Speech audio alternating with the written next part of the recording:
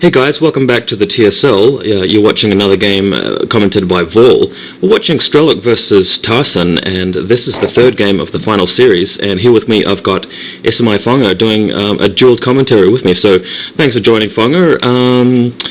How are you feeling about the tournament? Did you actually make it into the tournament yourself? No, I didn't.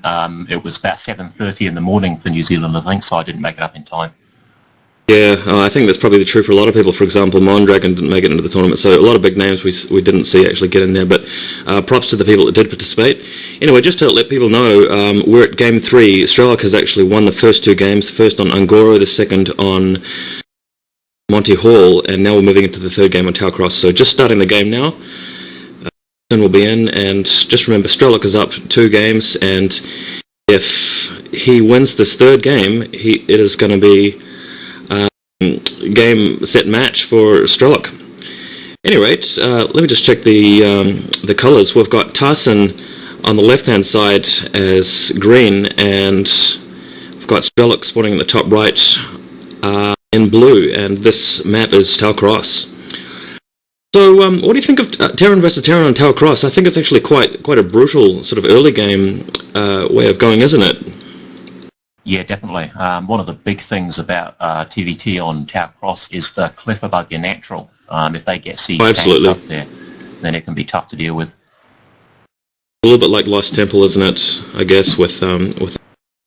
But the other thing I was talking about too is just the fact that the start locations aren't too far away from each other. It doesn't really feel like or play like an extremely big map, does it? No, it's not too big. There's a lot of open space in the middle. It's not as small as some of the maps in the scene at the moment, but the lack of elevation and stuff in the map makes it play quite straightforward. Right.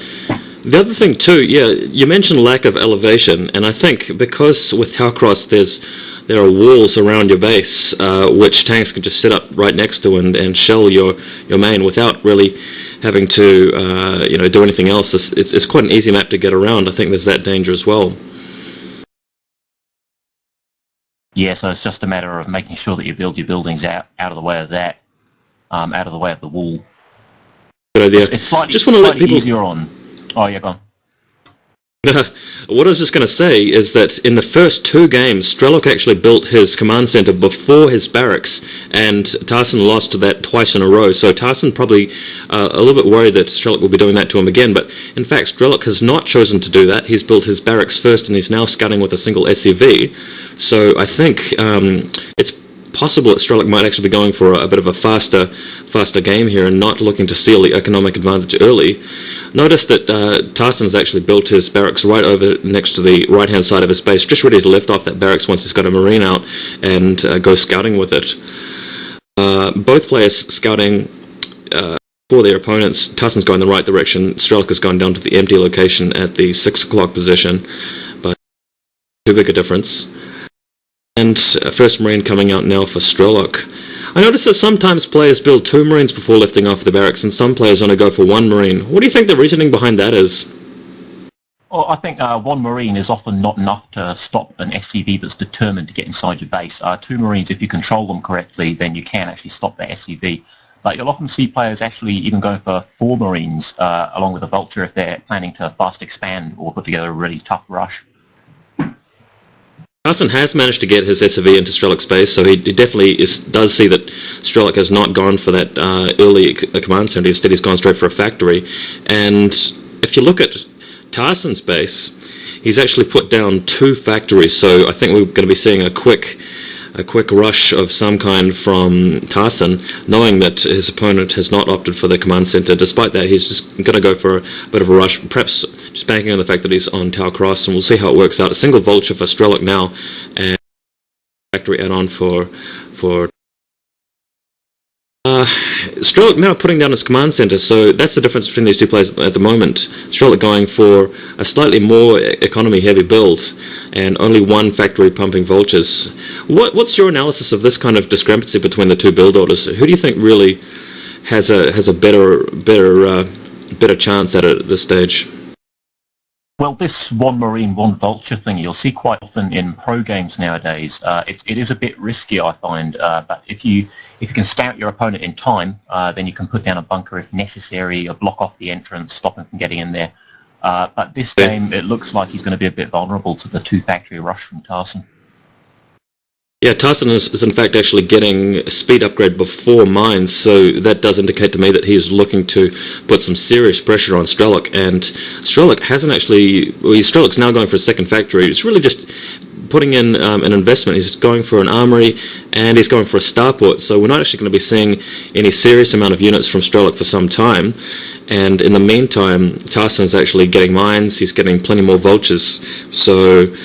Strelok could actually be in trouble here. What do you reckon Strelok really needs to do to prevent taking any serious damage at this point? Well, I think firstly he needs to get those vultures back into his base. He was being a bit aggressive there with only 2 vultures, and he's lost one of them. One of those now. Yeah. See Tarson's barracks coming in, and he has spotted Strelok's command center. SCV's being transferred over to the command center, but we've got 2 vultures, three vultures coming in, and SCV goes down. Strelok's marine goes down. Strelok's only got 1 vulture in defense, and Tarson's actually put his barracks down in the choke.